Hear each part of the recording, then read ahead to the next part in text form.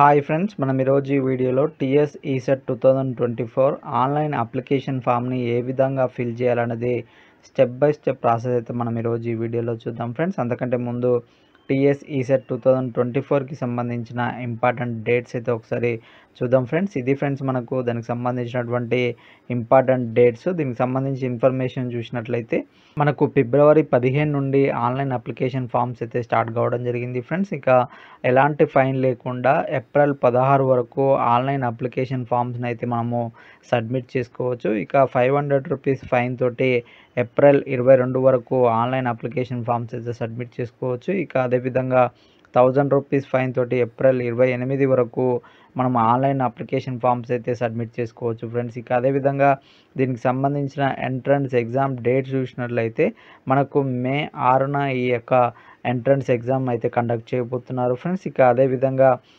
ఫీజుకి సంబంధించిన ఇన్ఫర్మేషన్ చూసినట్లయితే registration fee SC ST క్యాండిడేట్స్కి అయితే 500 రూపీస్, ఇక పిహెచ్ అండ్ అదర్ క్యాండిడేట్స్కి అయితే మనకు 900 రూపీస్ ప్రాసెసింగ్ ఫీజు అయితే మనం చెల్లించాల్సి ఉంటుంది ఫ్రెండ్స్. ఇది ఫ్రెండ్స్ మనకు ఇంపార్టెంట్ డేట్స్, అదేవిధంగా ఫీజుకి సంబంధించిన ఇన్ఫర్మేషన్.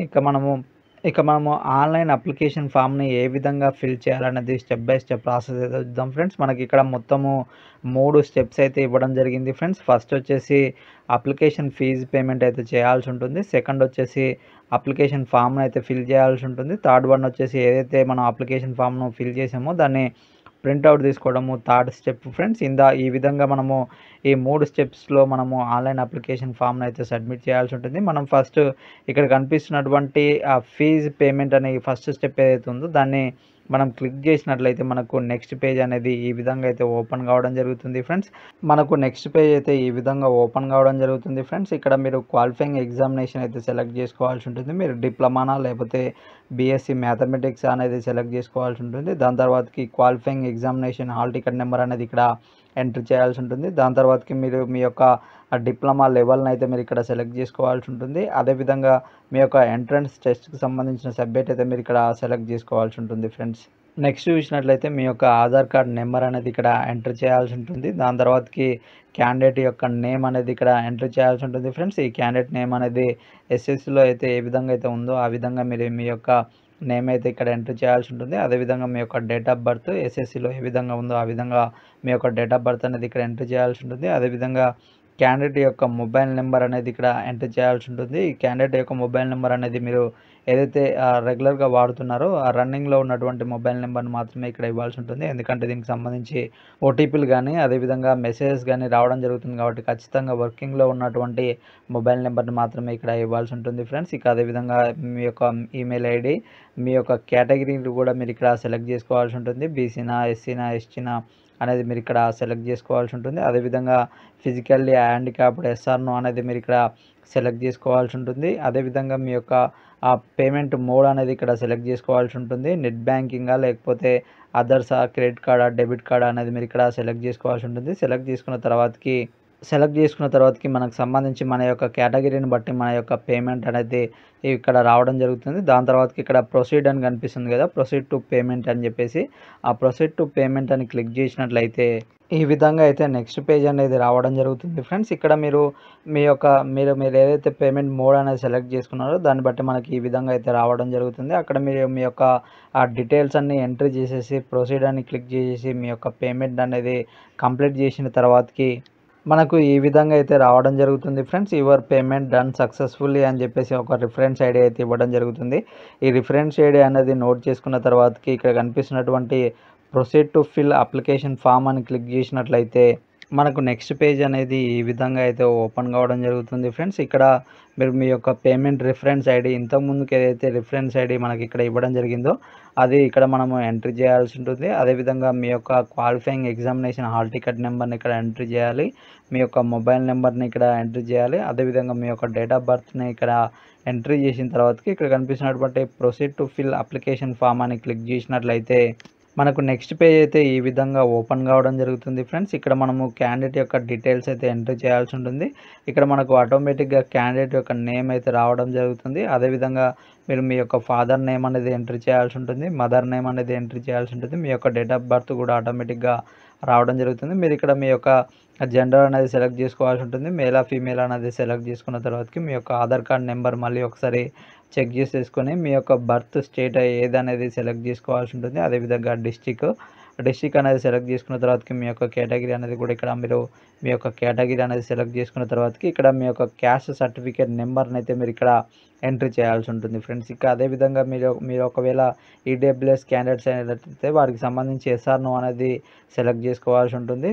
దాని తర్వాతకి మనకు స్పెషల్ రిజర్వేషన్ కేటగిరీకి సంబంధించి ఎన్సీసీ కానీ, క్యాప్ కానీ దానికి సంబంధించి ఏమైనా డీటెయిల్స్ ఉన్నట్లయితే మీరు టిక్ చేసి దానికి సంబంధించిన డీటెయిల్స్ అయితే మీరు సెలెక్ట్ చేసుకోవాల్సి ఉంటుంది. అదేవిధంగా లోకల్ ఏరియా అనేది మీరు సెలెక్ట్ చేసుకోవాల్సి ఉంటుంది. లోకల్ ఏరియా అనేది సెలెక్ట్ చేసుకున్న తర్వాతకి మీరు మైనార్టీనా నాన్ మైనార్టీ అనేది సెలెక్ట్ చేసుకోవాల్సి ఉంటుంది.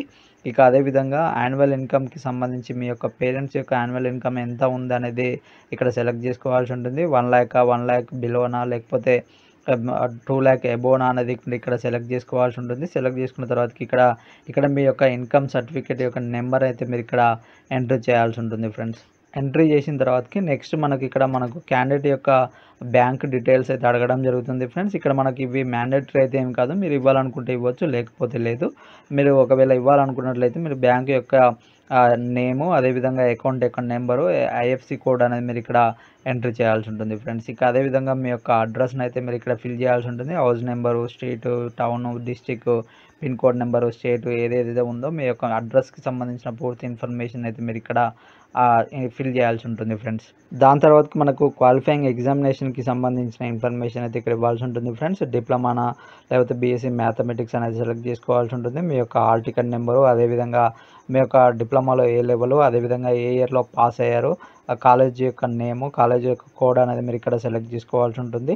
ఇక అదేవిధంగా ఎస్ఎస్సికి సంబంధించిన డీటెయిల్స్ కూడా మీరు ఇక్కడ సెలెక్ట్ చేసుకోవాల్సి ఉంటుంది. SSC hall ticket number, month of pass, year of pass అనేది ఇక్కడ సెలెక్ట్ చేసుకోవాల్సి ఉంటుంది. ఇక అదేవిధంగా మీరు ఇంటర్మీడియట్ చదివారా లేదా అనే దానికి సంబంధించి ఎస్ఆర్ నో అనేది ఇక్కడ సెలెక్ట్ చేసుకోవాల్సి ఉంటుంది. దాని తర్వాతకి ప్లేస్ ఆఫ్ స్టడీకి సంబంధించిన ఇన్ఫర్మేషన్ అయితే మీరు ఇక్కడ ఇవ్వాల్సి ఉంటుంది. 4th, 6th క్లాస్ నుంచి డిప్లొమా వరకు మీరు ఎక్కడెక్కడ చదివారు దానికి సంబంధించిన పూర్తి ఇన్ఫర్మేషన్ అయితే మీరు ఇక్కడ సెలెక్ట్ చేసుకోవాల్సి ఉంటుంది ఫ్రెండ్స్.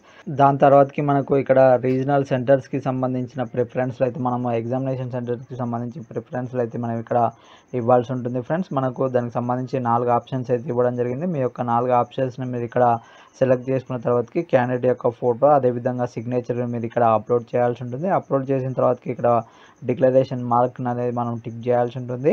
సెలెక్ట్ చేసుకున్న తర్వాతకి ఇక్కడ ప్రివ్యూ అండ్ సబ్మిట్ బటన్ని క్లిక్ చేసినట్లయితే మనకు నెక్స్ట్ పేజ్ అయితే ఈ విధంగా మన యొక్క అప్లికేషన్ ఫామ్ అనేది పూర్తి డీటెయిల్స్తో పాటు మనం ఏదైతే ఫిల్ చేసామో దానికి సంబంధించిన పూర్తి ఇన్ఫర్మేషన్ అయితే ఈ విధంగా రావడం జరుగుతుంది ఫ్రెండ్స్. అక్కడ మీకు ఏదైతే మిస్టేక్స్ ఏమైనా ఉన్నట్లయితే మీరు ఉన్నాయా లేవా అనేది చెక్ చేసుకోవాల్సి ఉంటుంది. చెక్ చేసుకున్న తర్వాతకి అన్నీ కన్ఫర్మ్గా ఉన్నట్లయితే మీరు కన్ఫర్మ్ అండ్ ప్లీజ్ అని, ఒకవేళ ఏమైనా మిస్టేక్స్ ఉన్నట్లయితే మీరు ఇక్కడ మోడిఫై అని క్లిక్ చేసేసి మీరు ఏదైతే మిస్టేక్ని ఐడెంటిఫై చేశారో దాన్ని మళ్ళీ చేంజ్ చేసి మళ్ళీ ప్రివ్యూ అండ్ సబ్మిట్ బటన్ని క్లిక్ చేసినట్లయితే మళ్ళీ ఈ విధంగా అప్లికేషన్ ఫామ్ అనేది ఓపెన్ కావడం జరుగుతుంది. అన్నీ కన్ఫర్మ్గా ఉన్నాయనుకుంటే కన్ఫర్మ్ అండ్ ప్లీజ్ బటన్ని క్లిక్ చేసినట్లయితే ఈ విధంగా అయితే నెక్స్ట్ పేజ్ అనేది రావడం జరుగుతుంది friends. Your application submitted successfully అని చెప్పేసి మనకు ఒక అప్లికేషన్ ఐడి అయితే రిజిస్ట్రేషన్ నెంబర్ అయితే ఇవ్వడం జరుగుతుంది. ఆ రిజిస్ట్రేషన్ నెంబర్ని నోట్ చేసుకున్న తర్వాతకి ప్రింట్ అప్లికేషన్ అని క్లిక్ చేసినట్లయితే ఈ విధంగా మీ యొక్క రిజిస్ట్రేషన్ ఫామ్ అయితే ఓపెన్ కావడం జరుగుతుంది ఫ్రెండ్స్. ఇక్కడ మీ యొక్క ఫోటో అండ్ సిగ్నేచర్, మీరు ఏదైతే డీటెయిల్స్ ఫిల్ చేశారో దానికి సంబంధించిన పూర్తి ఇన్ఫర్మేషన్ మీ యొక్క అప్లికేషన్ ఫామ్లో అయితే ఇవ్వడం జరిగింది ఫ్రెండ్స్. ఇక్కడ మీరు ప్రింట్ కానీ డౌన్లోడ్ కానీ చేసుకోవచ్చు. ఈ విధంగా మీరు మీ యొక్క టీఎస్ ఈసెట్ 2024కి సంబంధించిన ఆన్లైన్ అప్లికేషన్ ఫామ్ని అయితే సబ్మిట్ చేసుకోవచ్చు ఫ్రెండ్స్. ఇది ఫ్రెండ్స్ ఈరోజు వీడియో. ఇంకా ఏమైనా డౌట్స్ ఉన్నట్లయితే కామెంట్ సెక్షన్లో కామెంట్ చేయండి, రిప్లై ఇవ్వడం జరుగుతుంది. ఇది ఫ్రెండ్స్ ఈరోజు వీడియో. ఇంకా ఎవరైనా మా ఛానల్ని సబ్స్క్రైబ్ చేసుకున్నట్లయితే వెంటనే సబ్స్క్రైబ్ చేసుకోండి. పక్కనున్న బెల్ ఐకాన్ని క్లిక్ చేయడం ద్వారా మా లేటెస్ట్ అప్డేట్స్ని అయితే పొందవచ్చు ఫ్రెండ్స్. Thank you.